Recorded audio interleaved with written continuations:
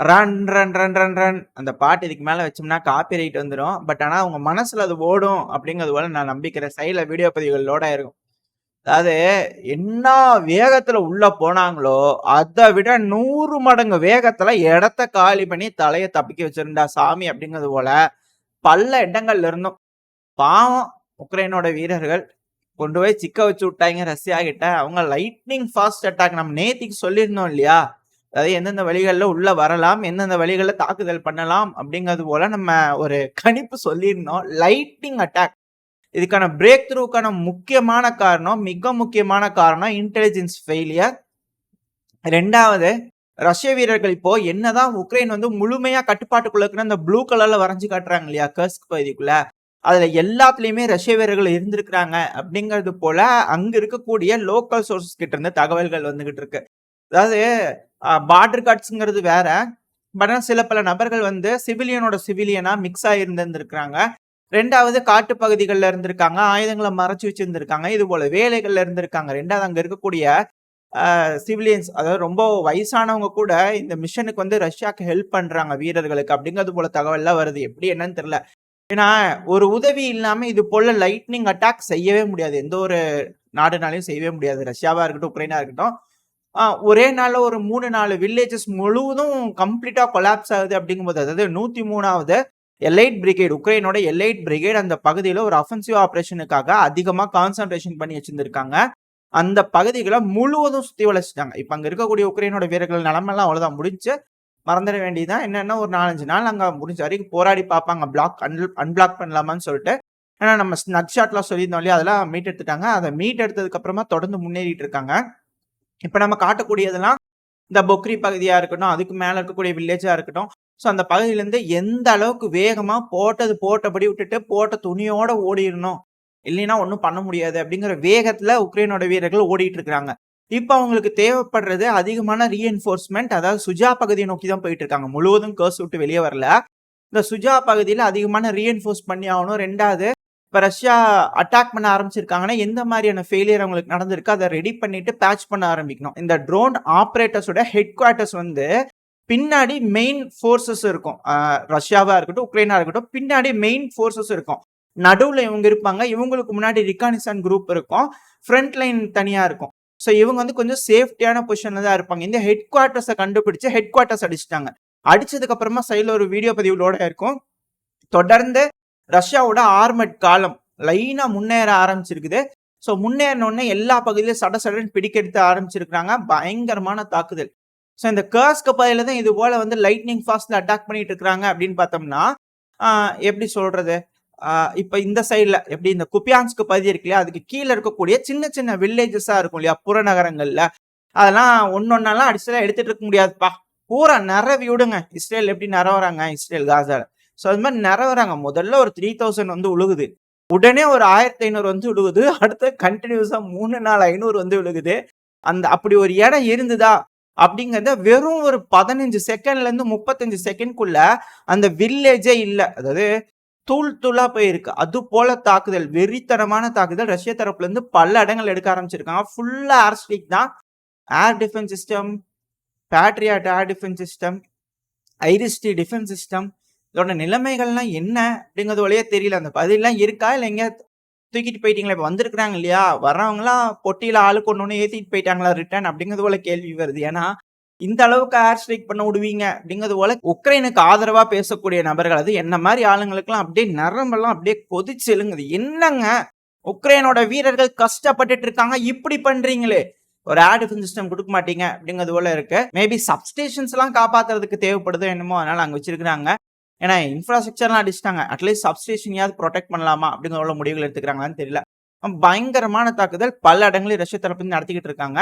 ஆனா இது தொடர்ந்து வச்சுக்குவாங்களா? அதாவது இப்போ உள்ள வந்திருக்கிறாங்க, லாங் ரேஞ்ச் மிசைல் வேணும்னு கேட்டுக்கிறாங்க, அதுக்கான பர்மிஷன் கிடைக்கும் போல தெரியுது.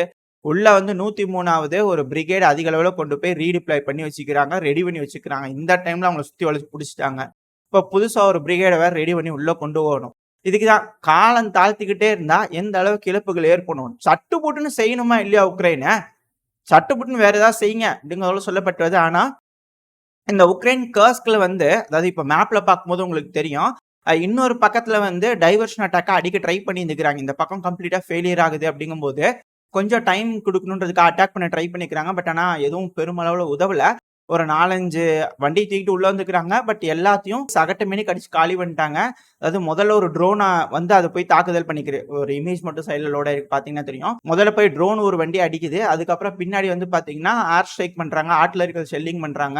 2வது அங்க இருக்கக்கூடிய பார்டர் கார்ட்ஸ்லாம் ஃபயர் பண்ணிட்டுருக்காங்க. ஸோ இது போல பண்ணிட்டு இருக்கிறதுனால, அந்த இன்கர்ஷன பெருமளவுல தடுத்துட்டாங்க அப்படின்னு சொல்லப்பட்டு வருது. ஆனா உக்ரைனுக்கு இன்னும் ஒரு வாய்ப்பு இருக்கு. இந்த ஹல்கிவ் இருக்கு இல்லையா? ஸோ அத பயன்படுத்தி ரீல்ஸ்க்குள்ள ஒரு அஃபென்சிவ் ஆப்பரேஷன் எடுத்தாங்கன்னா, மேபி ரஷ்யாவோட தாக்குதலோட வீரியம் குறையறதுக்கு வாய்ப்புகள் இருக்கு. உக்ரைனோட வீரர்கள் அந்த பகுதியிலிருந்து தப்பிச்சு ஓடுறதுக்கு ஒரு சில மணி நேரங்கள் வாங்கி கொடுக்கறதுக்கு உக்ரைனுக்கு முடியும். ஸோ அதனால புதுசா ஒரு ஆளுங்கள அனுப்பி தான் ஆகணும். வேற வழி இல்ல.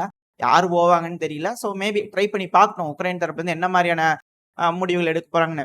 இந்த இடத்துல பொறுத்த வரைக்கும், இத திரும்பி வந்து உக்ரைன் வந்து சீக்கிரமா மீட் எடுத்துருவாங்க அப்படிங்கிறாங்களா? கண்டிப்பா எடுப்பாங்க. கண்டிப்பா ரஷ்யன்ஸ் அதுக்கு அலோவும் பண்ணிடுவாங்க. அதாவது வந்தது எல்லாத்தையும் அடிச்சு முடிச்சுட்டு எல்லாம் பண்ணிட்டு, ஸ்ட்ராட்டஜிக் ரிட்ரீட் பண்ணிட்டு திருப்பி போய் எல்லாத்தையும் பத்திரமான பகுதியில் நிப்பாட்டி வச்சுருவாங்க.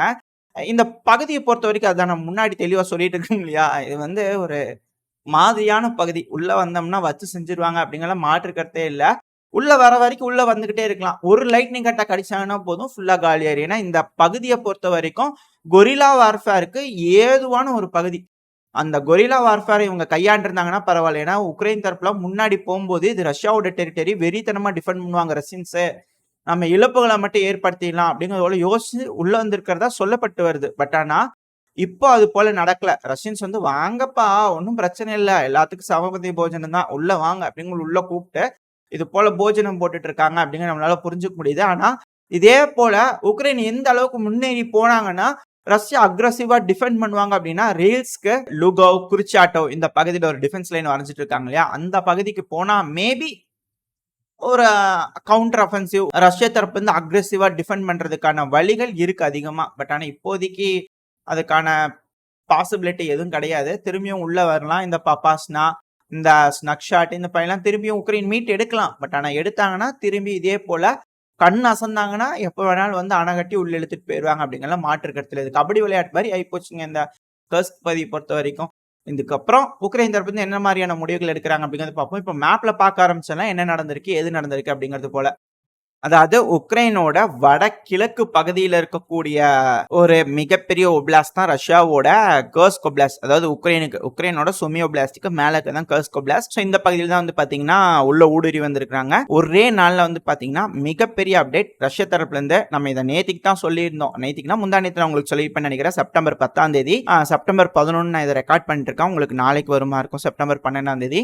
ஸோ அதனால கொஞ்சம் அட்ஜஸ்ட் பண்ணிக்கோங்க. ஏன்னா நான் ஒருத்தன் தான் இருக்கேன். ரெக்கார்ட் பண்ணி கொடுக்கறது கொஞ்சம் டிலே ஆகுது. மற்றபடி ஒன்றும் இல்லை. அதாவது உக்ரைன் தரப்புல இருந்து வந்து பாத்தீங்கன்னா இந்த விஷங்கா இருக்கு இல்லையா? சோ இந்த பகுதியில அதிகமான உக்ரைனோட வீரர்களை டிப்ளாய் பண்ணி இருந்திருக்காங்க. 103வது உக்ரைனோட பிரிகேட் வந்து இருந்திருக்கு. ஏன்னா இது ஒரு பெரிய டவுன். அதாவது இது வந்து ரஷ்யன் லாங்குவேஜ்ல இருக்கு. கரஷ்னோகர்யார் புவாஸ்கி பேர் கொஞ்சம் கரெக்டா இல்ல, கொஞ்சம் பெரிய பேர் தான். இந்த சிட்டி வந்து பாத்தீங்கன்னா உக்ரைன் அதிக அளவுல வந்து பாத்தீங்கன்னா அவங்களோட ட்ரூப்ஸ் வந்து டிப்ளாய் பண்ணி வச்சிருக்காங்க. உங்களுக்கு பார்க்கும்போதே தெரியும். அதாவது இந்த செம்யா ரிவர் இருக்கு இல்லையா? அதான் அவங்க ஒரு ப்ரொடெக்ஷன் லைனா பயன்படுத்தி இந்த பகுதிகளில் ட்ரூப்ஸ் அதிக அளவில் டிப்ளாய் பண்ணி வச்சிருந்தாங்க. அதுக்கு முக்கியமா தேவைப்படுறது இந்த விஷாங்கா, அடுத்து இந்த அப்போஸ்வங்கா, அடுத்தது இங்க இருக்கக்கூடிய ஸ்னக்ஷாட். இந்த இடத்துல வந்து பாத்தீங்கன்னா ரிவர் லைன் ஓடிட்டு இருக்கு. இந்த இடத்துல உங்களுக்கு பாத்தீங்கன்னாலே தெரியும் ரிவர் லைன் ஓடிட்டு இருக்கு. ஸோ இந்த பகுதிகள் எல்லாமே வந்து பாத்தீங்கன்னா உக்ரைன் அவங்க கட்டுப்பாட்டுக்குள்ள கஷ்டப்பட்டு எடுத்திருந்தாங்க. அதாவது இந்த கரஷ்யங்கா லோகா இருக்கு இல்லையா? சோ இந்த பகுதியை வந்து பாத்தீங்கன்னா அவங்க ஃபார்வர்ட் அஃபென்சிவ் பேஸா பயன்படுத்தி கொஞ்சம் கொஞ்சமா இங்க இருக்கக்கூடிய புறநகரங்கள்ல பயன்படுத்தி ரிவர் லைன் எல்லாத்தையும் வந்து அவங்க யூஸ் பண்ணி கொஞ்சமா மெதுவா முன்னேறி போய் இந்த பகுதிகள் வந்து அவங்க கட்டுப்பாட்டுக்குள்ள எடுத்து வச்சிருந்தாங்க. இப்போ ஒரே நாள்ல இங்க இருக்கக்கூடிய பகுதிகள் எல்லாமே ரஷ்யா அவங்க கட்டுப்பாட்டுக்குள்ள எடுத்துட்டாங்க அப்படிங்கும்போது ஒரு மிகப்பெரிய டிராபேக்கா உக்ரைனுக்கு ரொம்ப அதிகமா இருக்கும். ஏன்னா இங்க எவ்வளவு வீரர்களை ரஷ்ய தரப்புல பிடிச்சிருக்காங்க அப்படிங்கிறது தெரியல. அது மட்டும் இல்லாம குறிப்பா இங்க இருக்கக்கூடிய ரோடு பகுதி சைடுல லோட இருக்கு. அந்த ரோடு பகுதியில அந்த புறநகரங்கள்ல மரவரிசைகள்ல மறைஞ்சிருப்பாங்க இல்லையா உக்ரைனோட வீரர்கள், அவங்க எல்லாத்தையும் பிடிச்சிருக்காங்க. டெலகிராம் சேனல்லாம் பார்க்கவே முடியல. அவ்வளவு இழப்புகள் உக்ரைனோட வீரர்கள் அந்த அளவுக்கு இழந்திருக்கிறாங்க. இந்த குறிப்பிட்ட இந்த கொரோனோவா சைட்ல நம்ம பேசிட்டு இருக்கோம் இல்லையா? சோ இந்த செக்டார்ல நம்ம நேத்திக்கு தான், அதாவது நம்ம அந்த மேப் பதிவுல தான் தெளிவா சொல்லியிருந்தோம். கொரோனாவா தனி செக்டார், மேல இருக்கக்கூடிய மாலலோக்னா தனி செக்டார், கீழே இருக்கக்கூடிய பொக்ரிங்கிறது தனி செக்டார் சொல்லியிருந்தோம் இல்லையா? சோ இந்த பகுதியில அதிகமான உக்ரைனோட வீரர்கள் பிடிச்சிருக்காங்க. அது வெறித்தனமா ரஷ்யன்ஸ் அடிக்கிறாங்க அப்படின்னு தெரிஞ்ச உடனே இந்த பகுதி ஃபுல்லா கொலாப்ஸ் ஆயிடுச்சு. சோ இப்ப மேப்ல பார்க்கும்போது உங்களுக்கு தெரியும், இந்த பொக்ரி பகுதியில, அதாவது குறிப்பா இங்க இருக்கக்கூடிய பகுதிகள், இந்த பகுதி வந்து பாத்தீங்கன்னா இந்த ரூஸ்கியா கொல்பிளாக்கா இருக்கு இல்லையா, அதாவது இங்க இருக்கக்கூடிய வில்லேஜ். சோ இது வந்து பாத்தீங்கன்னா தனிச்சு இருக்கு. இந்த வில்லேஜ் வந்து பார்ஷியலா வந்து உக்ரைன் அவங்க கட்பாட்டுக்குள்ள எடுத்து வச்சிருந்தாங்க. அதாவது அடுத்தடுத்த டிஸ்ட்ரிக்ட் வந்து பாத்தீங்கன்னா கொஞ்சம் தொலைவுல இருக்கு இல்லையா? சோ அதனால இந்த இடம் தான் அடுத்தது வந்து பாத்தீங்கன்னா ரஷ்யா வந்து கேப்சர் பண்ணுவாங்க, அவங்களுக்கு ஈஸியா இருக்கும். ஏன்னா இங்க இருக்கக்கூடிய வில்லேஜஸ் வந்து இந்த உள்ளனக்குல எல்லாம் வந்து ஈஸியா ரஷ்யா தரப்பு வந்து அட்வான்ஸ் ஆக முடியும். அது மட்டும் இல்லாம இது வந்து புஷ்கர்னை, உங்களுக்கு இது பார்க்கும்போது ரஷ்யன் லாங்குவேஜ்ல இருக்கும்.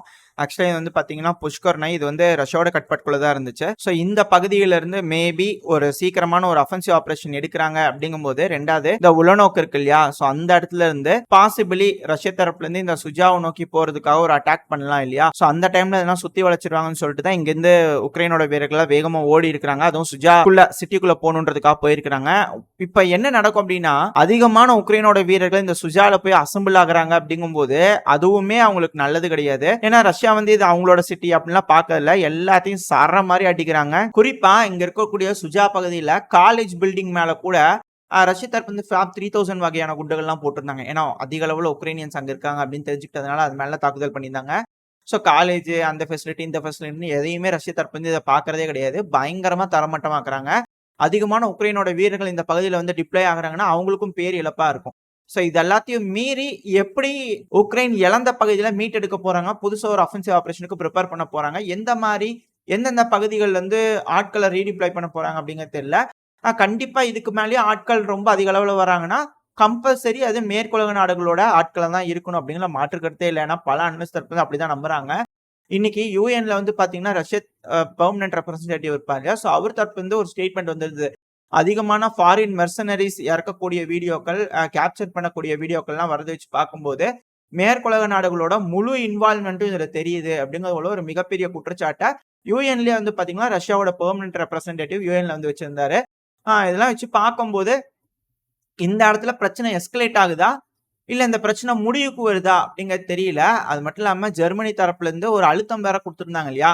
ரெண்டாவது இந்த இடத்துலயும் ஒரு ரூமர் வந்துகிட்டு இருக்கு, இப்ப வரக்கூடிய எல்லா தலைவர்களும் ஆயுதங்கள் கொடுத்து பிரச்சனையை பெருசாகிறதுக்காக வரல, அது வந்து பேசி தீர்த்துக்கலாம், ஜெலன்ஸ்கி அவர்களுக்கு ஒரு அழுத்தம் கொடுக்கறதுக்காக வந்துகிட்டு இருக்காங்க அப்படிங்கிறதையும் சொல்லப்பட்டு வருது. பட் அதையும் யோசிக்கலாம் அப்படின்னு யோசிக்கலாம். பட் ஆனா எப்படி, ஏன்னா லாங் ரேஞ்ச் மிசைல் அட்டாக்ல இப்ப ஸ்டார்ம் ஷேடோ மிசைல்லாம் பெர்மிஷன் கொடுக்குறாங்க அப்படிங்கும்போது எதுக்காக அந்த அழுத்தம் தரணும் தேவையில்லாம அப்படிங்கிற ஒரு கேள்விகள் வருது.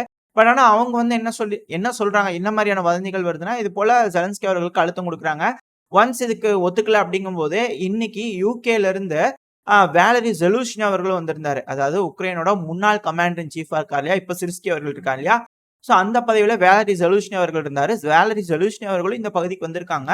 அதாவது உக்ரைனோட கேபிட்டலான கீவுக்கு வந்திருக்காங்க. அவரை பயன்படுத்தி இங்க பாருப்பா நீ இல்லைன்னா ஆட்சியை கலைச்சிரும் அப்படிங்கிறதுக்காக மிரட்டுறதுக்காக கூட வந்திருக்கலாம் அப்படிங்கிறது போல வதந்திகள்லாம் வருது. எது எப்படியோ இன்னும் ஒரு சில நாட்கள்ல இந்த கர்ஸ்க்கு பகுதி எப்படி ஸ்டெபிலைஸ் ஆகுது, உக்ரைனோட கை ஓங்குதா இல்ல ரஷ்யாவோட கை திரும்ப ஓங்க போதா அப்படிங்கறதெல்லாம் வச்சுதான் இதுக்கு மேல இங்க உக்ரைன் ரஷ்யா பிரச்சனை பெருசாகுமா இல்ல முடிவுக்கு வருமா அப்படிங்கிற நம்மளால புரிஞ்சுக்க முடியும். ரெண்டாவது அந்த டேங்க் வந்தது இல்லையா, லைனா வருஷம் கட்டிட்டு வந்திருந்தியா, அது எந்த பகுதி அப்படின்னா, அதாவது குறிப்பா இங்க இருக்கக்கூடிய பகுதிகள் தான். அதாவது இந்த ரோட்டை பயன்படுத்தி தான் வந்திருக்கும். ரஷ்யாவோட டேங்குகள் வந்து பாத்தீங்கன்னா இங்க இந்த ரோட்ல பயன்படுத்தி, அதாவது இந்த இடத்துல ஜூம் பண்ணா தெரியும் ஒரு ரோடு வருதா, சோ இந்த ரோட பயன்படுத்தி வந்து பாத்தீங்கன்னா இந்த பகுதியில டைரக்டா உள்ளே என்டர் ஆயிருவாங்க. உள்ள என்டர் இங்க இருக்கக்கூடிய எல்லா பகுதியிலையும் சர மாதிரியா தாக்குதல் பண்ணிருப்பாங்க. சோ அந்த வீடியோ பதிவு தான் நீங்க இந்த வீடியோவோட ஸ்டார்டிங்ல பாத்திருப்பீங்க. ரெண்டாவது உக்ரைனியன் வீரர்கள் ஓடி இருந்தாங்கன்னு சொல்லியிருந்தோம் இல்லையா, சோ அது வந்து பாத்தீங்கன்னா இங்க இருக்கக்கூடிய வீடியோ பதிவுகள். அது கூடவே தாக்குதல் நடந்துருச்சுன்னு சொல்லியிருந்தேன் இல்லையா, FAB குண்டுகளை போடுறாங்கன்னு சொல்லிட்டு இந்த குப்பியான்ஸ்க் பகுதியில, அதாவது குப்பியான்ஸ்ங்கிறது இங்க இருக்கக்கூடிய சிட்டி, இதை பிடிக்கிறதுக்காக தான் இந்த பகுதிகளில் ரஷ்ய தரப்பு வந்து முன்னேறிட்டு இருக்காங்க. அதுவும் இந்த பிஷானில இருந்து சமீபத்துல மிக பெரும் அளவுல முன்னேறிட்டு இருக்காங்க. அதுவும் இதை கட் பண்ணிட்டாங்க அப்படிங்கும்போது இந்த இடத்துல ஓடிட்டு இருக்கக்கூடிய ஆஸ்கல் ரிவர் இருக்கு இல்லையா, நான் தோராயமா மார்க் பண்றேன், இது ஃபுல்லாவே ஆஸ்கல் ரிவர் தான். ஸோ இந்த ஆஸ்கல் ரிவர் இருக்கு இல்லையா, முழுவதும் ரொம்ப பெரிய ரிவர் அது. அந்த ஒரு சைடு வந்து கட் பண்ணிட்டாங்க அப்படிங்கும்போது ரஷ்யாக்கு வந்து பாத்தீங்கன்னா 2 டோர் ஓப்பன் ஆகும். ஒன்னு இந்த குப்பியான்ஸ்க்கு நோக்கி போறதுக்கு, ஏன்னா சப்ளை லைன்ஸ் வந்து இந்த இடத்துல பிரிட்ஜ் வேணும். பிரிட்ஜ் எல்லாம் ஆல்ரெடி அடிச்சு உடச்சுக்கிட்டே இருக்காங்க ரஷ்ய தரப்பு இருந்து. ஸோ அந்த ஒரு காரணத்துல இது வந்து என்ட்ரன்ஸ்ல இங்க பிடிச்சிட்டாங்க அப்படிங்கும்போது இந்த இருக்கிற ஒரு செட்டில்மெண்ட்ஸ் எல்லாம் பிடிச்சு அப்படியே குப்பியான்ஸ்க்கு நோக்கி போக முடியும். ரெண்டாவது அதே போல இந்த பகுதியில இருந்து அப்படியே கீழே இந்த பொரோவாலா இருக்கு இல்லையா, ஸோ அதை நோக்கி கீழே வர முடியும். ஸோ இப்படி வரும்போது பெரும் பகுதி வந்து பாத்தீங்கன்னா ரஷ்யா அவங்க கட்பாட்டுக்குள்ள எடுத்துக்குவாங்க. அதுதான் இங்க இருக்கக்கூடிய சூழ்நிலை. ஸோ அதனாலதான் இந்த பகுதிகள்லாம் பிடிக்கணுன்றதுக்காக பயங்கரமான தாக்குதல் இந்த பகுதியில் நடத்திக்கிட்டு இருக்காங்க. ஸோ ஓரளவுக்கு இந்த கர்ஸ்க் பகுதியும் சரி, கர்ஸ்க் பகுதியை சுத்தி இருக்கக்கூடிய இடங்கள்ல என்னெல்லாம் நடக்குது அப்படிங்கிற ஒரு சில செய்திகளையும் பார்த்திருப்போம். அடுத்தடுத்த பதிவுல தெளிவா மேப் பதிவுல எந்தெந்த பகுதியில என்னென்ன நடக்குது அப்படிங்கிறது எல்லாத்தையும் பார்க்க ஆரம்பிச்சிடலாம். ஏன்னா இது ஒரு கர்ஸ்க் அப்டேட் தான். ரஷ்ய தரப்பு வந்து ஒரு லைட்னிங் ஃபாஸ்ட் அட்டாக் பண்ணிக்கிறாங்க. இது தொடர்ந்து முன்னேறிக்கிட்டே இருக்கிறாங்க, அடுத்தடுத்த செட்டில்மெண்ட் நோக்கி போயிட்டு இருக்காங்க அப்படிங்கிறது போல ரஷ்யன் சோர்சஸ் தரப்புன்னு சொல்லப்பட்டு வருது. பட் ஆனா வெயிட் பண்ணி தான் பார்க்கணும் எந்த மாதிரியான முடிவுகள் அதுக்கப்புறமா இந்த ரஷ்ய வீரர்கள் எடுக்க போறாங்க. தொடர்ந்து இந்த பகுதியில் அவங்க கட்பாட்டில் வச்சுக்க போறாங்களா, இல்ல திரும்பி உக்ரைன்லாம் வரட்டும் அதுக்கப்புறம் இன்னொரு லைட்னிங் அட்டாக் பண்ணலாம்னு யோசிக்க போறாங்களா அப்படிங்கறதுலாம் தெரியல. ஸோ இதுக்கப்புறம் தான் இந்த பகுதியில் என்ன மூவ்ஸ் நடக்க போகுது அப்படிங்கிறது 2-3 நாள் கழிச்சதுக்கு அப்புறம் தான் இந்த இடத்துல ஃபாக் ஆஃப் வார்னு சொல்லுவாங்க. என்ன நடக்குது நம்மளுக்கு கிளியரா தெரியாது. வரக்கூடிய வீடியோ பதில சேனலைஸ் பண்ணாதான் நம்மளுக்கு என்ன நடக்க போகுது அப்படிங்கிறதே புரிய வரும். ஸோ அதனால வெயிட் பண்ணி பார்ப்போம். ஏதாவது அப்டேட்ஸ் வந்துச்சு, ஏதாவது இது போல முக்கியமான அப்டேட் வந்துச்சுன்னா அடுத்த பதில பார்க்க ஆரம்பிச்சிடலாம். இதோட இந்த பதிவை நம்ம முடிச்சுக்கலாம். இந்த பதிவு எப்படி இருந்துச்சு, உங்களுக்கு பிடிச்சிருக்கா? பிடிச்சுனா லைக் பண்ணிட்டு உங்க ஃப்ரெண்ட்ஸ் அண்ட் ஃபேமிலியோட ஷேர் பண்ணிக்கோங்க. அது கூட மறக்காம இந்த பதிவு பத்தின உங்களோட கருத்துக்களை கமெண்ட் செக்ஷன்ல சொல்லுங்க. இந்த பதிவு நல்லா இருக்குன்ற நம்பிக்கையில அடுத்த பதிவுல உங்களை சந்திக்கிறேன். அது வரைக்கும் ஸ்டே சேஃப். By by.